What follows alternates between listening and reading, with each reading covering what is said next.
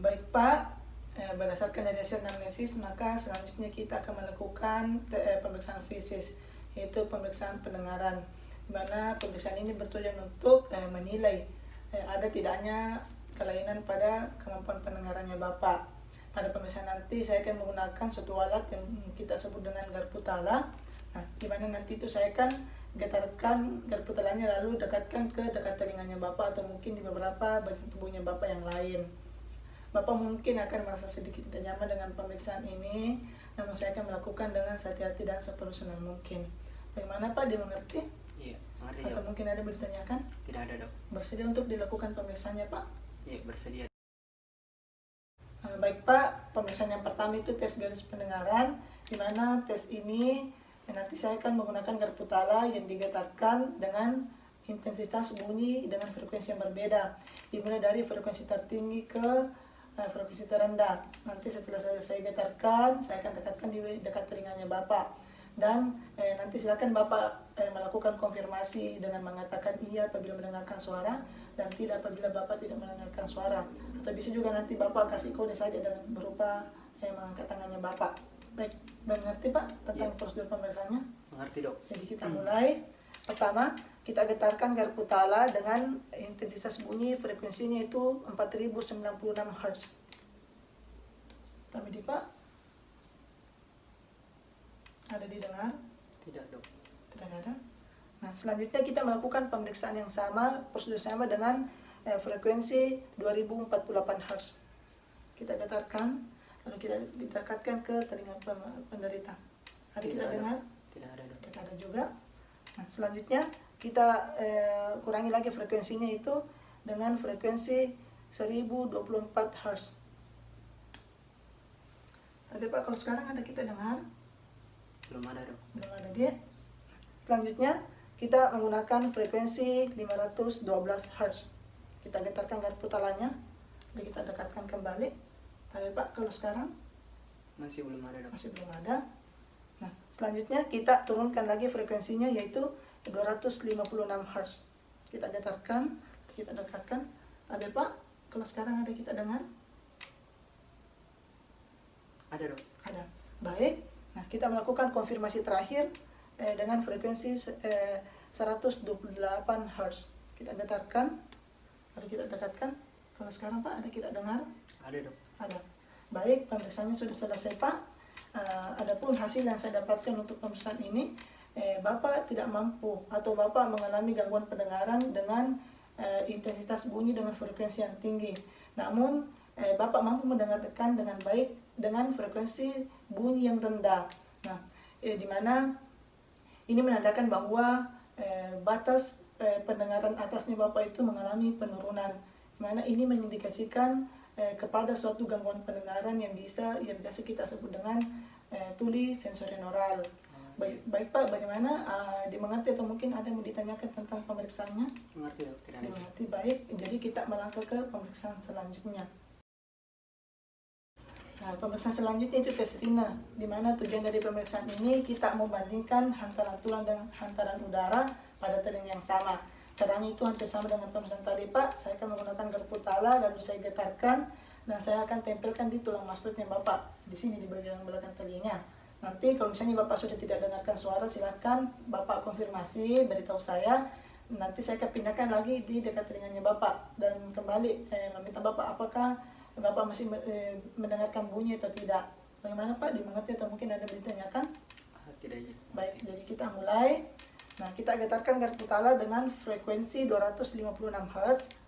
Lalu kita tempelkan di tulang mastoid pasien. Oke, sudah tidak ada dok. Baik, sudah tidak ada, kita pindahkan di dekat telinga pasien. Masih ada suara kita dengar? Iya, masih ada dok. Masih ada. Baik, nah, adapun hasil pemeriksaannya sudah selesai.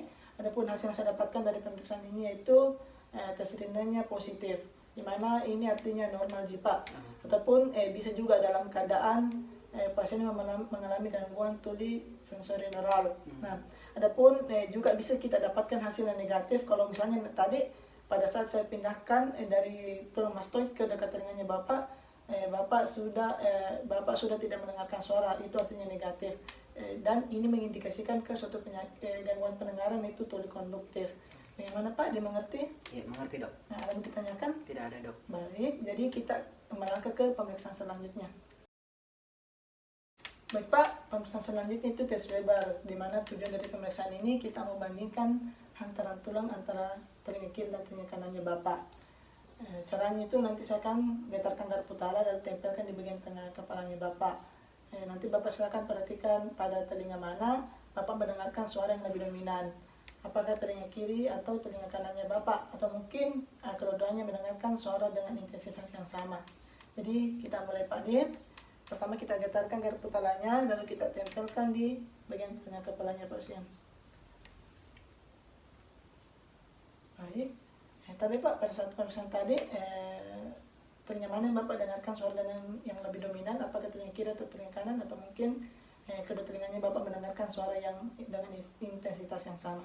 Dua-duanya dok. Sama. Dua-duanya sama. Baik. Jadi kalau tadi Bapak dengarkan dua-duanya sama, ini menandakan bahwa hasil tes pemeriksaannya itu tes Webernya Bapak itu normal, dimana kita juga bisa dapatkan hasil bisa terdapat lateralisasi, dimana lateralisasi ini bisa ada dua.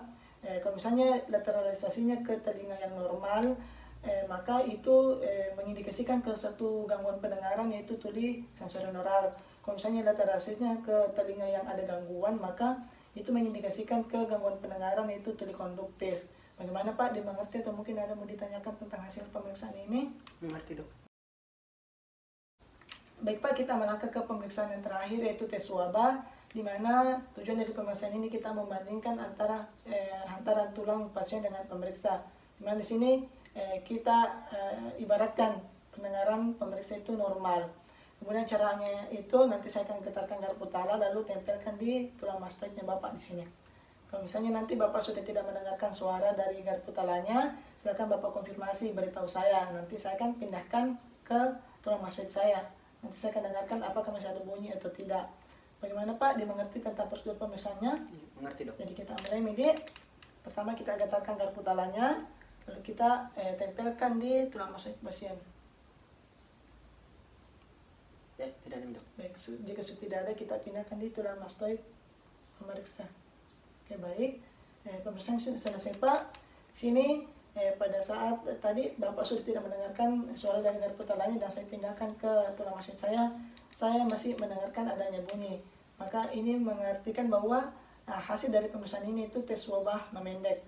Di mana untuk keadaan ini mengindikasikan ke suatu gangguan pendengaran, itu tuli sensorineural. Nah, kita juga bisa dapatkan hasil normal apabila tadi kalau ketika Bapak sudah tidak mendengarkan suara dan saya pindahkan garpu talanya ke tulang mastoid saya dan saya tidak mendengarkan suara juga. Nah, bisa juga kita dapatkan tes wabahnya memanjang, kebalikan dari hasil pemeriksaannya Bapak. Apabila di sini prosedurnya kita balik. Pertama saya getarkan garpu talanya, lalu pertama saya yang mendengarkan terlebih dahulu. Kalau misalnya nanti sudah saya tidak ada suara saya dengar, saya pindahkan ke telinga Bapak dan Bapak masih mendengarkan adanya bunyi, maka itu mengindikasikan bahwa tes wabahnya memanjang dan mengindikasikan ke suatu penyakit, suatu gangguan pendengaran, yaitu tuli konduktif. Nah, berdasarkan dari hasil anamnesis dan pemeriksaan yang telah dilakukan, di sini terdapat beberapa penyakit yang memiliki gejala klinis yang sama seperti keluhan-keluhan yang Bapak rasakan, yaitu adapun penyakitnya itu seperti tuli sensorineural, tuli konduktif, noise induced hearing loss, di mana untuk penyakit ini itu disebabkan karena adanya paparan suara-suara bising, serta yang terakhir yaitu adanya sudden deafness, di mana ini gejalanya itu terjadi penurunan pendengaran secara tiba-tiba. Nah, dikarenakan masih ada beberapa penyakit kita belum bisa menegakkan diagnosis pastinya, maka kita perlu untuk melakukan pemeriksaan penunjang, yaitu pemeriksaan otoskopi dan pemeriksaan audiometri. Bagaimana Pak, apakah bersedia untuk dilakukan pemeriksaan penunjangnya? Iya, bersedia dok. Atau sebelumnya mungkin ada yang ingin Bapak tanyakan tentang semua hasil pemeriksaannya? Tidak ada aja dok. Tidak ada, Dik. Baik, jadi saya akhiri, Pak. Assalamualaikum warahmatullahi wabarakatuh. Waalaikumsalam dok. Nah, di sini untuk pemeriksaan ini perlu kita ingat bahwa baik itu pemeriksaan tes garis pendengaran, tes Richter, tes Weber ataupun tes swaba, kita lakukan pemeriksaannya pada kedua telinga pasien. Kemudian sebelum melakukan pemeriksaan, kita pastikan bahwa kita melakukan pemeriksaannya di dalam ruangan yang hening sehingga tidak ada suara-suara yang mengganggu pada saat pemeriksaan. Serta kita pastikan juga bahwa semua instruksi yang kita berikan dimengerti oleh pasien. Nah, lebih dan kurangnya mohon dimaafkan. Wassalamualaikum warahmatullahi wabarakatuh.